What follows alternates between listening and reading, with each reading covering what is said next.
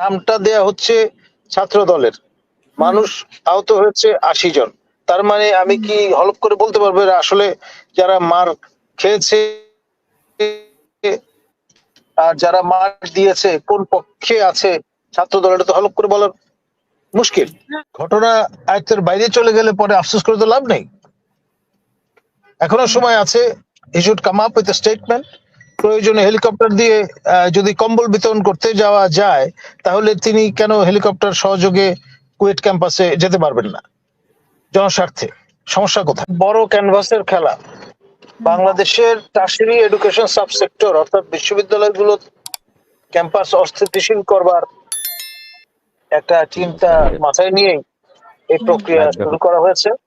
আর blame game মানে প্রচারে প্রসার বল না, এটা যদি নেতিবাচক ভাবে করেন তাহলে এটার প্রতিক্রিয়ায় মানে জিনিসটা গুণ লাগিয়ে দেওয়ার মতো একটা কাজ হলো আর কি।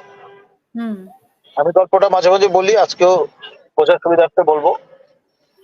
একজন লোক আরেকজন লোককে বলেছে, বাবা আমি তো শয়তান দেখিনি কখনো, আমাকে দেখাবেন? তো ঠিক আছে চলো তোমাকে দেখাচ্ছি। পাড়ার ওই মুদি দোকানে নিয়ে গেল, পাশের পালাখিলা আছে, ওই মুদি দোকানে ঝোলা গুড় বিক্রি হয়, ওখান থেকে এক চিমটে গুড় নিয়ে আপনার ওই পালার মধ্যে লাগিয়ে দিল। তার কিছুক্ষণের মধ্যেই আকৃষ্ট হয়ে পিঁপড়া আসলো। পিঁপড়া দেখে আপনার টিকটিকি আসলো, টিকটিকি তো লেজ দাঁড়ার অভ্যাস আছে এইম করার সময়। ওইটা দেখে দোকানদারের পোষা বেড়ালটা আকৃষ্ট হয়ে খাপ পাতলো। এই সময় একজন সওদা করতে এসছে তার পোষা কুকুর সহ। তো কুকুর আবার বেড়ালকে খাপ পাততে দেখে কুকুরও আকৃষ্ট হয়ে বেড়ালের গলায় বা ঘাড়ে দিল, একটা মানে কামড় দেওয়ার জন্য উদ্যত হলো। সেই সময় প্রিয় বেড়ালের এই দশা হতে পারে এটা আশঙ্কা করে দোকানদার কুকুরের মাথায় দিল বাড়ি একটা। দেওয়ার কারণে কুকুরের মালিক সে তখন দোকানদারের মাথায় দিল বাড়ি আরেক লাঠি দিয়ে।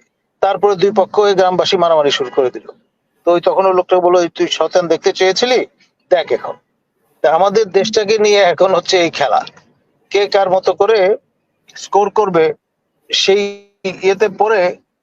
আপনি খেয়াল করে দেখেন, আমি যখন বক্তব্য রাখছিলাম আমি যে নামটা দেয়া হচ্ছে ছাত্র দলের, মানুষ আহত হয়েছে ৮০ জন। তার মানে আমি কি হলফ করে বলতে পারবো এরা আসলে যারা মার খেয়েছে আর যারা মার দিয়েছে কোন পক্ষে আছে ছাত্র দল, এটা তো হলফ করে বলার মুশকিল। এবং সেই জন্য এটা আমি বিশ্লেষণ করার দায়িত্ব ছেড়ে দিয়েছি আমাদের রবি ভাইয়ের হাতে। মানে বিষয়টা হচ্ছে আপনার at the end of the day, যে লেভেলই নামাবলী গায়ে থাকুক না কেন, at the end of the day তারা কিন্তু বাংলাদেশের নাগরিক, তরুণ, সম্ভাবনাময় প্রাণ। এখন তারা তাদের মধ্যে যদি এই প্রক্রিয়ায় কেউ ইন্তেকাল করে, তো জাতিরই লস, আমাদের সম্ভাবনাময় প্রাণের সমাপ্তি। এটা তো মেনে নেওয়া যায় না। এই যে অরাজক অবস্থা, মিস গভর্নেন্স, তাই কিন্তু সরকার এড়াতে পারে না। আপনার আমাদের মাননীয় শিক্ষামন্ত্রী মহোদয় তিনি কোন রকম উদ্যোগ প্রকাশ করেছেন, কোন রকমের স্টেটমেন্ট দিয়েছেন? অনেকক্ষণ ধরে কিন্তু ঘটনাটা ঘটছে।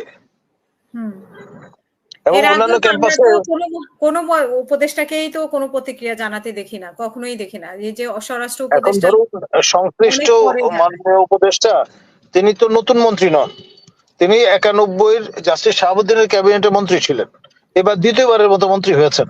৮০-র বেশি বয়স, তার তো ম্যাচুরিটি নিয়ে কোনো সমস্যা নাই, সরকার পরিচালনায় তার অভিজ্ঞতার জুড়ি নাই। আমাদের এই ক্যাবিনেটে প্রফেসর ইউনুস আগে আপনার তত্ত্বাবধায়ক উপদেষ্টা ছিলেন, সেখান থেকে প্রমোশন নিয়ে তিনি হয়েছেন প্রধান উপদেষ্টা। আর এই উপদেষ্টা মহোদয় যিনি শিক্ষা মন্ত্রণালয়ের দায়িত্বে আছেন, পরিকল্পনা মন্ত্রণালয়ের দায়িত্বে আছেন, দুটি মন্ত্রণালয়ের, তিনি দ্বিতীয়বারের মতো মন্ত্রী হয়েছেন, মন্ত্রী মর্যাদায় উপদেষ্টা হয়েছেন। তো সেই জন্য আমি তো বলবো যে তার আরো অ্যাক্টিভলি আপনার অ্যাক্ট করা উচিত।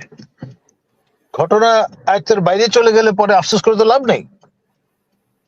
এখনো সময় আছে, he should come up with statement.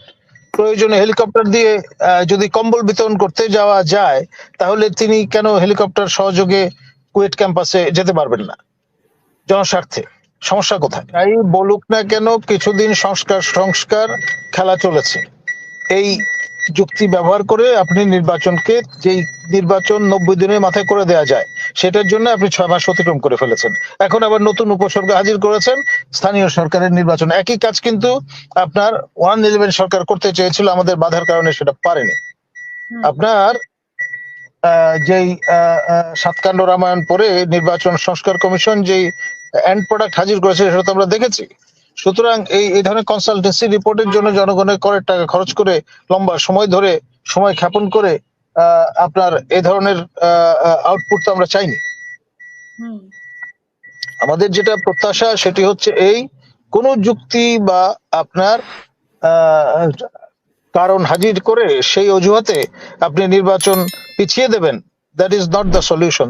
দেশের পরিস্থিতি আরো খারাপের দিকে যাবে, মিস গভর্নেন্সের পরিমাণ আরো বাড়বে, এবং সেই কারণে দায় কিন্তু হবে এমন যে গ্রেসফুল এক্সিটটা হয়তো আর তাদের ভাগ্যে জুটবে না।